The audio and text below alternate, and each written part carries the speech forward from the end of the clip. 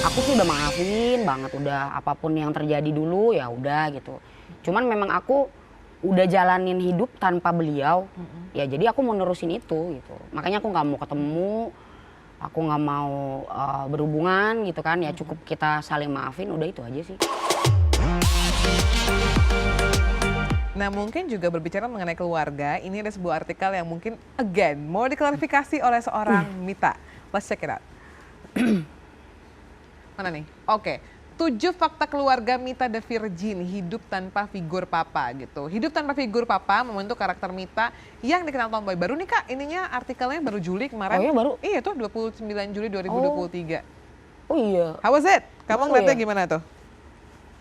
Ini sebenarnya berita udah dari Lama. awal aku keluar udah ya namanya kita lagi dulu kan The Virgin lumayan ya alhamdulillah gitu kan. Jadi pas media ngorek-ngorek tentang pribadi aku udah sempet tahu orang-orang.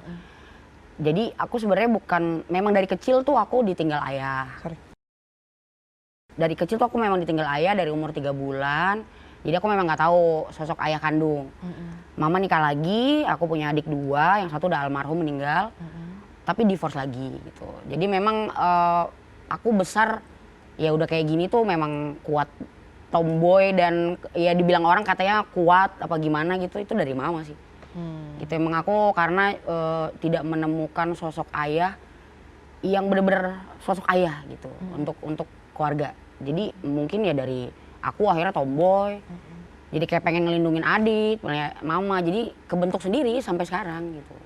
Dan maksudnya kita juga tahu ya bahwa Indonesia tuh negara terberapa yang gue lupa gitu, tapi maksudnya lekat sekali dengan isu fatherless atau tidak kehadirannya seorang ayah dalam keluarga. Iya. Bukan hanya karena pergi, bukan hanya karena meninggal, tapi banyak juga yang mungkin hadir, ayahnya hadir, tapi kebutuhan disayangnya, Ya, kebutuhan dilindunginya itu nggak ada. Nggak ada. Makanya jadi mungkin ada beberapa anak, terutama perempuan gitu ya, yang lebih mengutamakan sisi maskulinnya. Betul. Dan sebetulnya itu kalau nggak diolah dengan baik, it's gonna be a problem.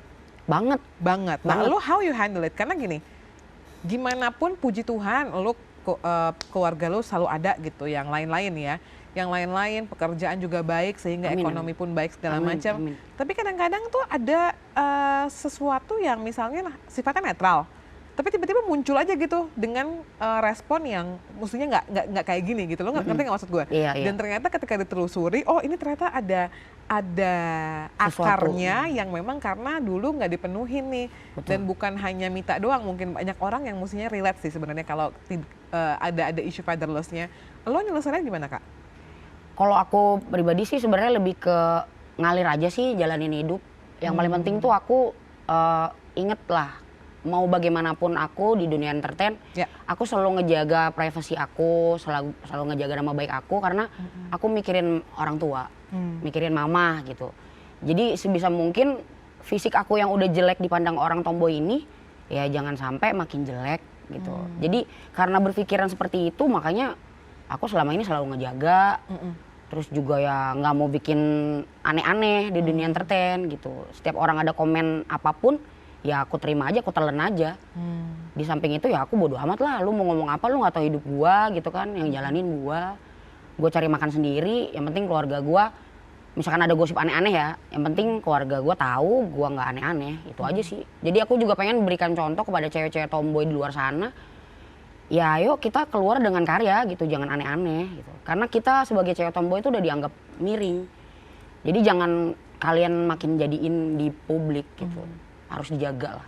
Kalau sekarang kan udah chill karena mungkin udah bertahun-tahun udah melewatinya segala macam. Iya. Tapi mungkin ada kesempatan pada saat Mita menjadi seorang remaja di tengah gejolak hormon yang memang jadi remaja juga sulit gitu ya, membedakan darah muda kalau kata orang tuh. Dan sempat ada perkataan bahwa Kak Mita tuh udah menganggap, maaf sebelumnya, bahwa menganggap ayah tuh udah nggak ada aja gitu. Maksudnya sudah Dulu ya. udah meninggal gitu. Dulu. Itu lo kalau boleh lihat sekarang gitu Kak, wah kenapa ya si Mita yang waktu remaja tuh bisa sampai sepahit itu gitu?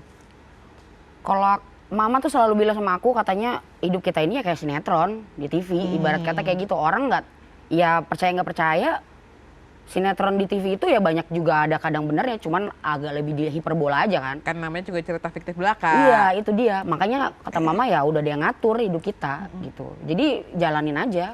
seberat apapun masalah yang dihadapin, kayak misalkan kayak kemarin pandemi, aku habis-habisan juga kan, nggak ada pemasukan, ya udah hilang jual gitar lah, jual kos-kosan kayak gitu segala macam, ya nggak apa-apa. Itu kita kerja memang buat saat kayak gini lagi butuh ya kita ada gitu ya, itulah hidup kata mama. Jadi aku selalu pegang prinsip itu, ya hidup jalanin aja ngalir. Jadi kitanya pikirannya ringan, mau ya kalau mau mikir jalan hidup aku parah ya dibilang parah ya parah, tapi alhamdulillah ya aku bisa jalanin ini dengan baik gitu, alhamdulillah. Bisa tetap Ngalir kuat, ya. aja, iya. Tapi belakangan ini kan memang ada juga, I don't know udah lihat apa belum Kak Mita, bahwa ada yang mengaku gitu bahwa oh ya saya adalah ayah seorang Mita gitu. Iya, kan. iya. Apakah dia adalah orangnya? Kalau yang ada di media belakangan ini tuh sama yang waktu itu sempat lumayan heboh, sekitar 2011-an. Ya setelah aku konfirmasi, setelah rame di media, ya mama bilang benar. Oke. Gitu. Betul. Cuman pada saat aku nanya, mama nangis. Jadi aku nggak mau nerusin nanya A, I, U, E, O gitu. Karena begitu aku tanya, mama nangis. Satu, aku nggak mau korek luka lama mama. Yang kedua, aku berpikiran apapun yang mama alamin dulu, apapun yang ayah aku alamin dulu, ya itu adalah jalan hidup mereka. Siapapun yang salah, aku nggak mau peduli gitu. Aku nggak mau cari siapa yang salah. Ya aku cuma pengen lihat sekarang yang ada di depan mata aku ya mama. Gitu. Jadi ya udah mama yang paling penting gitu. Bukan berarti aku menganggap beliau nggak ada ya. Aku sih udah maafin banget, udah apapun yang terjadi dulu ya udah gitu. Cuman memang aku udah jalanin hidup tanpa beliau, ya jadi aku mau nerusin itu gitu. Makanya aku nggak mau ketemu, aku nggak mau berhubungan gitu kan. Ya cukup kita saling maafin, udah itu aja sih. Jadi aku juga nggak ada beban, beliau nggak ada beban, mama nggak ada beban. Tapi pihak ayah nggak ada menuntut untuk kayak ketemu gitu ya, ngobrol atau gimana gitu? Dulu sih sering banget ya nemuin, tapi Nemuin tuh ketemu atau enggak? yang bikin aku kecewa beliau nemuin aku pakai kamera. Oh. Gitu. Jadi aku sedikit agak kecewa. Ya. Dan kayaknya sih beliau udah tahu ya. Ya. Aku kecewa. Jadi aku bener-bener, dan pada saat itu di semua media beliau ngomongin mama yang enggak. Gitu. Wah, makin ini ya. Disitulah aku kecewa. Oh, oke. Jadi maksud aku dia datang nemuin aku. Ya seharusnya temuin baik-baik aja. Iya. Keluarga aja datang. As simple as ya, rekam aja. Karena aku memang dari dulu tuh, dari 2007 kenal Mas Dhani sampai detik ini, alhamdulillah aku nggak pernah mau kehidupan pribadi aku dipublikasiin. Track record aku selama ini di dunia entertain juga pernah aneh-aneh gitu kan. Walaupun badannya aneh-aneh gitu ya. Iya, itu kan maksudnya sekadar gosip ya, itu bodo amat lah gitu. Ya yang penting kan alhamdulillahnya sampai detik ini ya aku masih aman-aman aja gitu. Iya, puji Tuhan. Ya jadi makanya waktu itu aku kecewanya di situ, makanya aku akhirnya nggak mau nemuin gitu. Sempat dia warawiri lah di TV, sementara aku benar-benar ngeblok TV, ngeblok media untuk nggak mau ngebahas itu. Gitu. Oh iya. Karena situasi yang sebetulnya tidak ideal gitu ya. Betul. Reaksinya jadinya kayak gimana ya Bun, bingung ya Bun. Aku sempat emosi juga waktu itu, tapi alhamdulillahnya bisa aku kontrol gitu. Ya emosinya ya siapa yang gak emosi sih, lu tiba-tiba dateng, lu bawa kamera, lu bilang lu bapak gue, terus lu jelekin mak gue yang udah ngurus gue selama waktu itu umur aku 27 tahun. Gitu. Jadi aku kecewa lah. 27 tahun sampai sekarang udah 37 kan Kak Ya, 10 tahun lalu. 10 tahun lalu gitu ya. Ada perkembangan nggak Kak? Mungkin kayak he as a person akhirnya udah minta maaf gitu, mungkin cari nomor personal apa segala macam gitu, nggak ada? Udah kok, dia udah titipin pesan ke manajer aku di RCM dan udah disampaikan juga pesannya. Terus dia sempat nemuin mama gitu, mama juga udah cerita sama aku. Terus juga dia sempat kirim surat ke base camp aku, sempat. Aku juga udah baca dan aku udah maafin, aku udah bilang kok di media waktu itu aku udah maafin. Cuman memang aku nggak mau ketemu. Nah iya, tapi untuk sebagai seorang anak yang maksudnya akhirnya kan punya beban lah, quote unquote gitu ya, beban yang kayak ini udah gue ditinggal Syai gitu kan, terus ya jadi ada PR lagi Syai gitu. Gue pengen ngecek gitu ke psikolog gitu untuk konsul alam bawah sadar gue atau deep down tuh gue gimana gitu, pernah nggak Kak?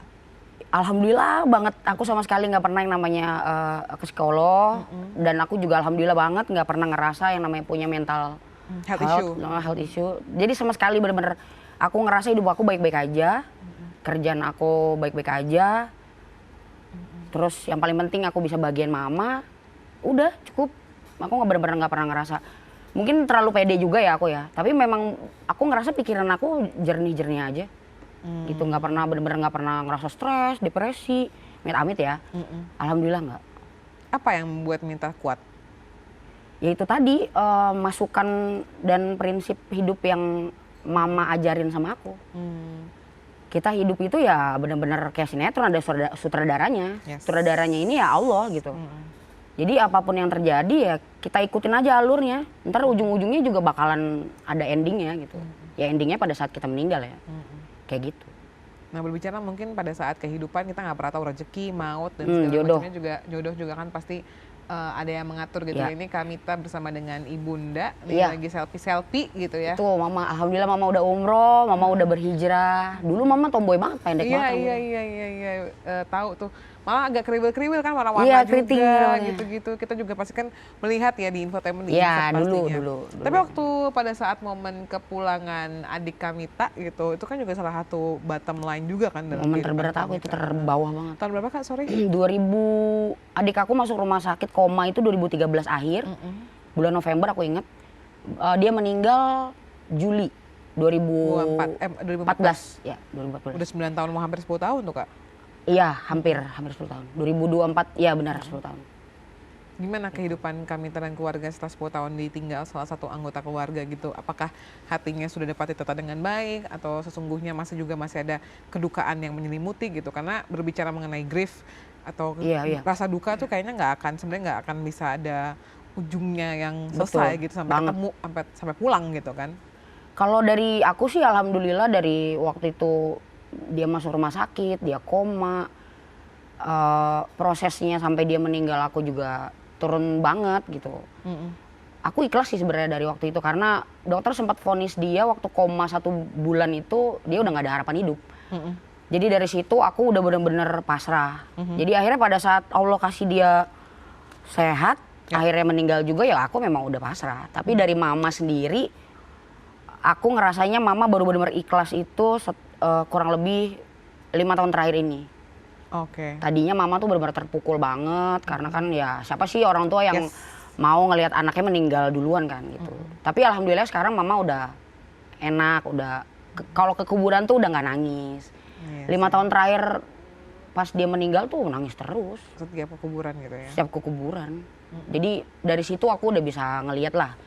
Oh mama belakangan ini 5 tahun terakhir udah nggak nangis kalau ke kuburan, ya udah berarti mama udah bener-bener ikhlas.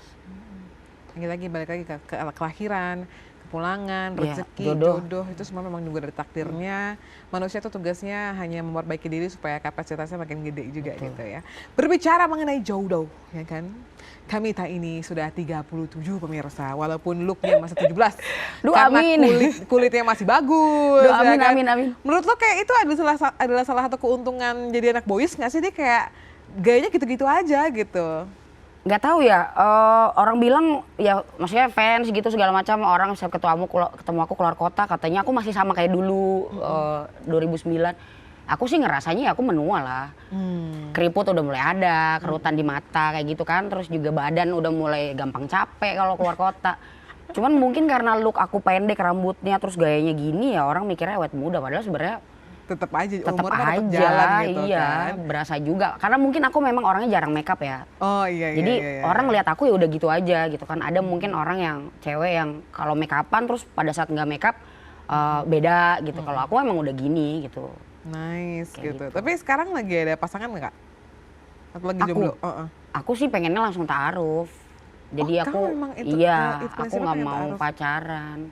Gitu. Pengennya kalau ada yang serius cowok ya temuin mama gitu. Terakhir kamu menerima status sebagai pacar gitu?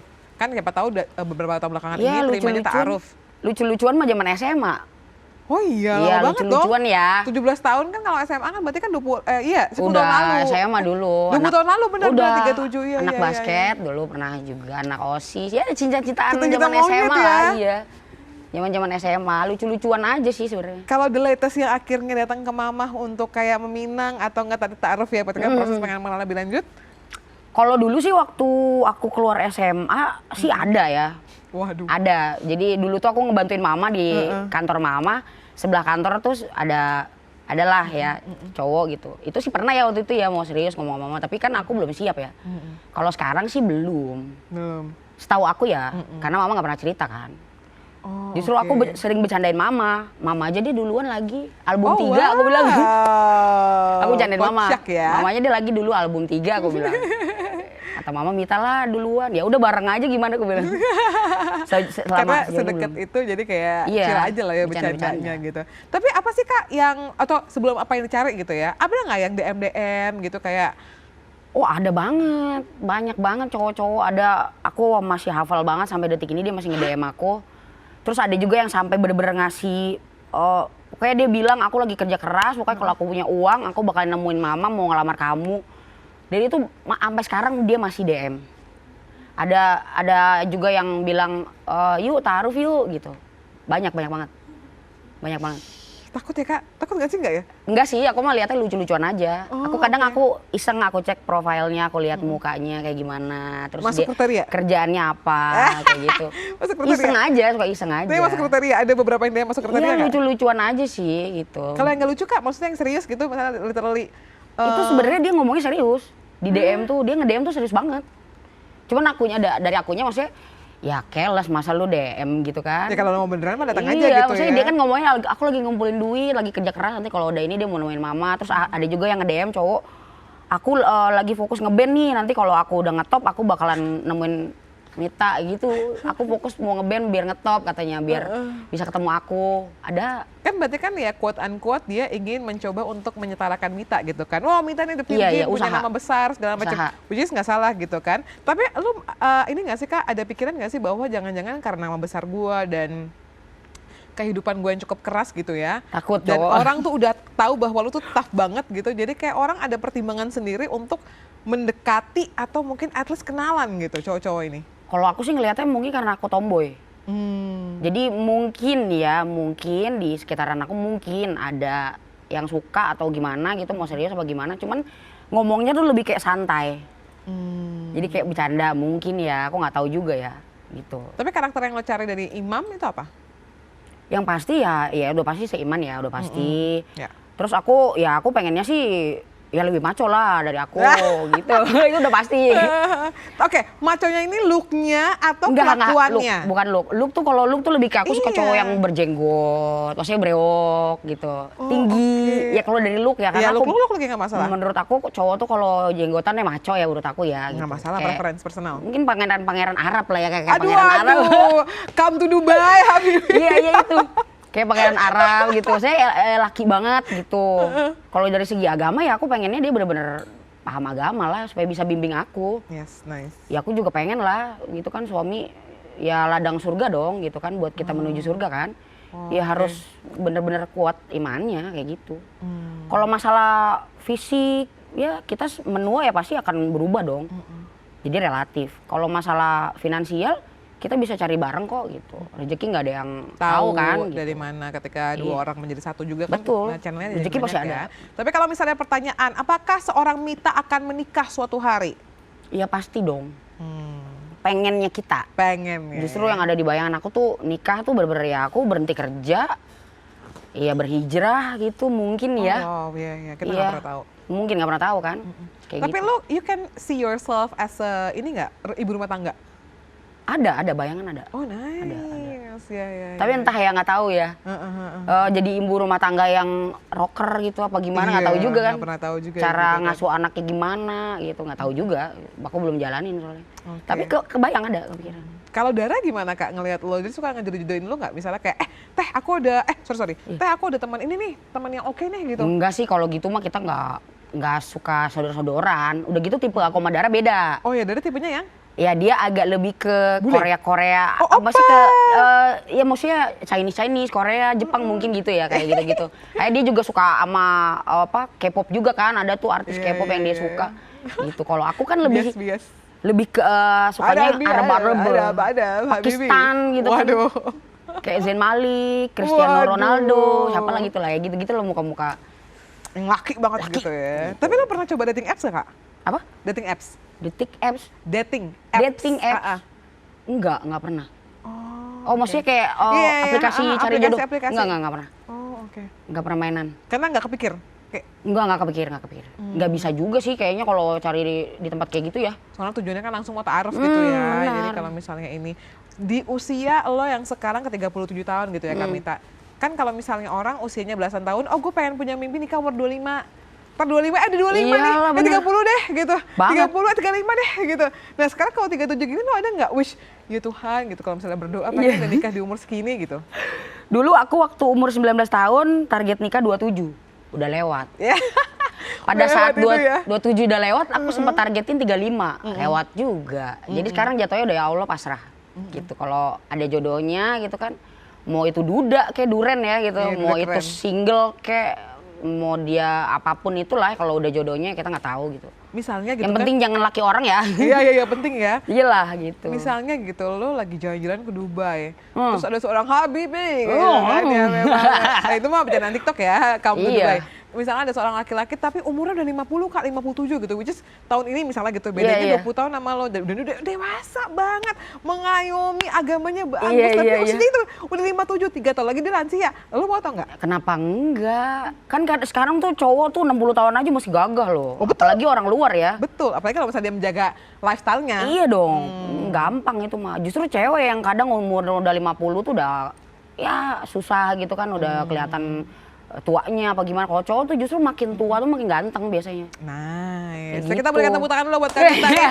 Kak Gita udah hampir 1 jam ternyata. Iya siap. Nggak berasa ya. Memang begitulah kira-kira. Mantap, tapi memang seru banget ngobrol sama Kak Mita, apa adanya banget. Terakhir, mungkin ada yang nonton nih Insertizen dan kagum banget sama keyakinan lo terhadap apa yang lo mau, apa yang lo jalani, dan apa yang terjadi dalam kehidupan lo. Lo ada pesan nggak buat Insertizen semuanya? Di kamera yang mana? Situ. Indang. Nah. Ya aku sih nggak ada pesen lah, cuman maksudnya mau sharing aja gitu kan. Ya hidup itu ya seperti tadi ku bilang, cerita mama, hidup itu ada sutradaranya Allah gitu. Jadi kita ngalir aja, yang paling penting kita ada di jalan yang lurus. Ingat keluarga dan ingat ya agama ya. Kalau kita prinsipnya agamanya aman, insya Allah jalannya lancar. Amin ya. Tepuk tangan sekali lagi buat Kak Mita. Kak Mita, terima kasih. Thank you banget, sukses buat semuanya yang dilakukan. Besok-besok mampir bawa udara ya. Nanti kita siapin ya, bisa muter-muter ya, oke? Siap. Recycle ya, tampilnya pakai itu. Mari kasih pamit ya Insertizen, sampai ketemu lagi di episode berikutnya. Bye-bye. Tak, tak, tak, tak.